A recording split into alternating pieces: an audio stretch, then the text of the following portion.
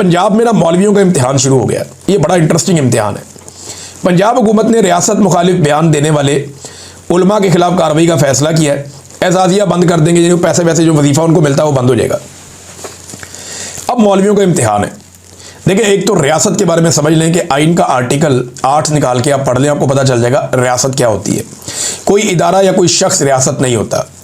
तो अगर मौलवी तनकीद करना चाहे वज़ीर आज़म पे या आर्मी चीफ के या उसके किसी एक्ट के ऊपर, तो ये रियासत के ऊपर तनकीद नहीं है, ना किसी इदारे के ऊपर तनकीद है। तो अब देखना यह है कि मौलवी रियासत के वफादार हैं या फिर हुक्मरानों के वफादार हैं। वजीफ़ा खोर मौलवी ये लोग हैं।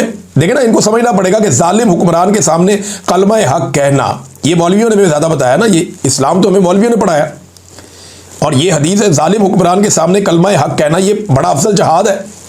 तो मौलवी अब ये जहाद करते हैं या नहीं करते? देखें, ये जो वजीफ़े का पैसा है ना, ये कोई हुकूमत अपनी जेब से नहीं दे रही। ये कोई शरीफ खानदान, जरदारी खानदान या आसिम मुनीर साहब अपनी जेब से नहीं दे रहे। ये सरकार का पैसा है, ये आपका अपना पैसा है। और अगर ये पैसा आपको ये दे रहे हैं तो आप ही का पैसा आपको वापस कर रहे हैं। और ये पैसा कोई ये खुशी से नहीं दे रहे, मजबूरी से दे रहे हैं।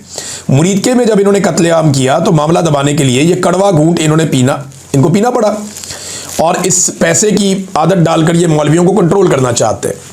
तो मुरीदके में इन्होंने कत्लेआम कर दिया ना, इनको शक था कि बड़ा रोला पड़ जाएगा। देखो, मौलवी काबू करो। कभी मस्जिदें बंद, मदरसे बंद कर रहे हैं, कभी इधर भाग रहे हैं, कभी उधर भाग रहे हैं, कभी उस मौलवी के पास भाग रहे हैं, कभी गिरफ्तारियां कर रहे हैं। फिर उन्होंने कहा जी हम मौलवियों को पैसे देंगे ताकि मौलवी हमारे गुन गाएं।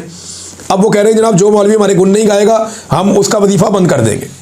अब ये मौलवियों का इम्तिहान है उलमा इकराम का कि वो जालिम हुक्मरान के सामने कलमा हक बयान करते हैं या नहीं करते।